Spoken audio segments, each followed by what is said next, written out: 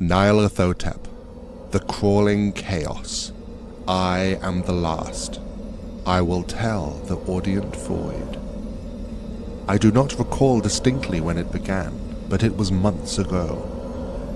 The general tension was horrible. To a season of political and social upheaval was added a strange and brooding apprehension of hideous physical danger.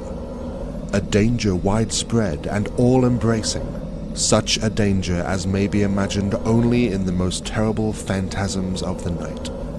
I recall that the people went about with pale and worried faces, and whispered warnings and prophecies which no one dared consciously repeat or acknowledge to himself that he had heard.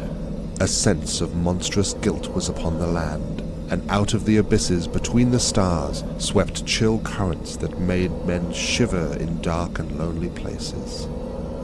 There was a demoniac alteration in the sequence of the seasons. The autumn heat lingered fearsomely, and everyone felt that the world and perhaps the universe had passed from the control of known gods or forces to that of gods or forces which were unknown. And it was then that Nyarlathotep came out of Egypt. Who he was, none could tell, but he was of the old native blood and looked like a pharaoh. The fellahin knelt when they saw him, yet could not say why. He said he had risen up out of the blackness of 27 centuries, and that he had heard messages from places not on this planet. Into the lands of civilization came Nyarlathotep, swarthy, slender, and sinister, always buying strange instruments of glass and metal, and combining them into instruments yet stranger.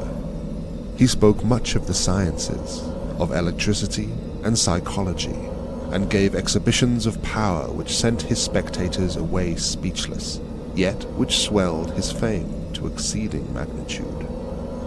Men advised one another to see Nyarlathotep, and shuddered. And where Nyarlathotep went, rest vanished, for the small hours were rent with the screams of nightmare. Never before had the screams of nightmare been such a public problem.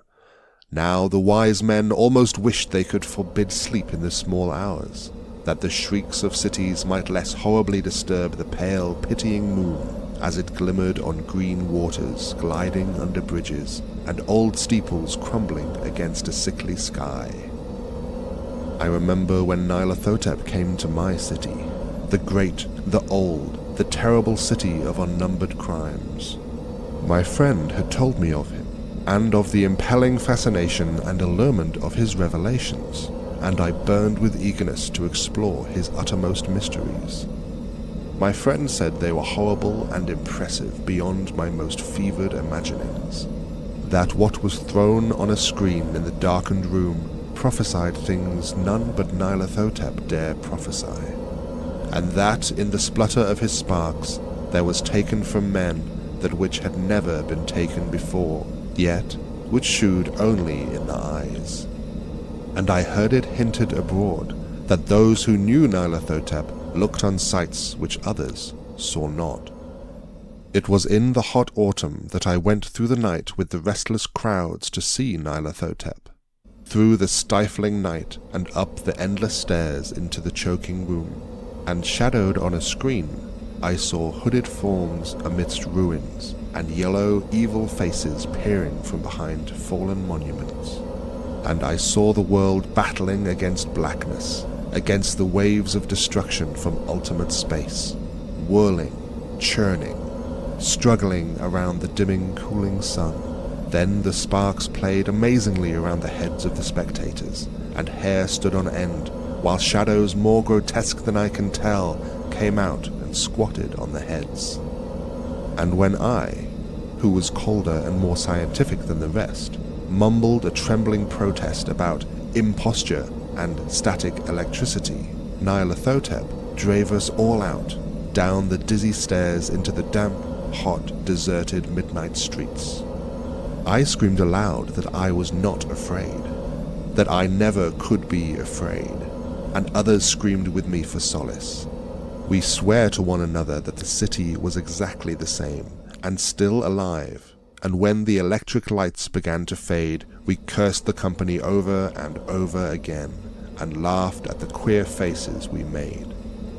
I believe we felt something coming down from the greenish moon, for when we began to depend on its light, we drifted into curious involuntary marching formations, and seemed to know our destinations, though we dared not think of them. Once we looked at the pavement and found the blocks loose and displaced by grass, with scarce a line of rusted metal to show where the tramways had run.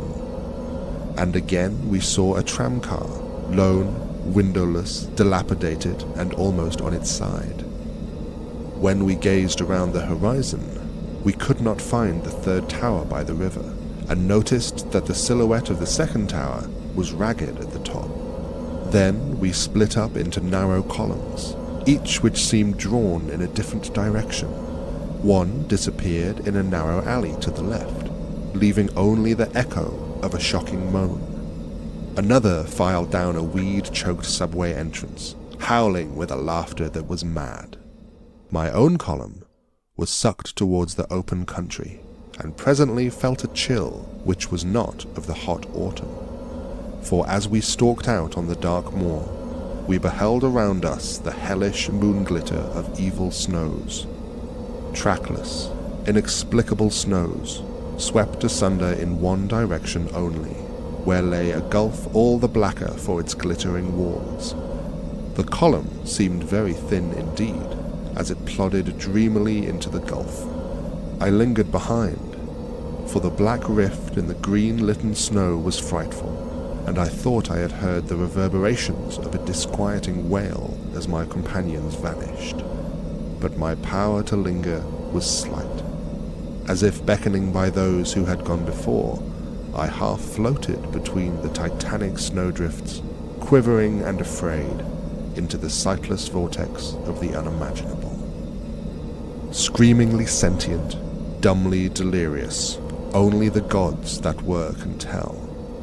A sickening, sensitive shadow, writhing in hands that are not hands, and whirled blindly past ghastly midnights of rotting creation, corpses of dead worlds with sores that were cities, charnel winds that brush the pallid stars and make them flicker low.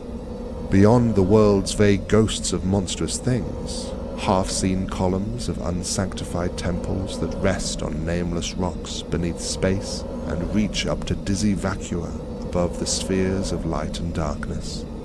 And through this revolving graveyard of the universe, the muffled, maddening beating of drums and thin, monotonous whine of blasphemous flutes from the inconceivable, unlighted chambers beyond time, the detestable pounding and piping whereunto dance slowly, awkwardly, and absurdly the gigantic, tenebrous ultimate gods, the blind, voiceless, mindless gargoyles whose soul is Nyarlathotep.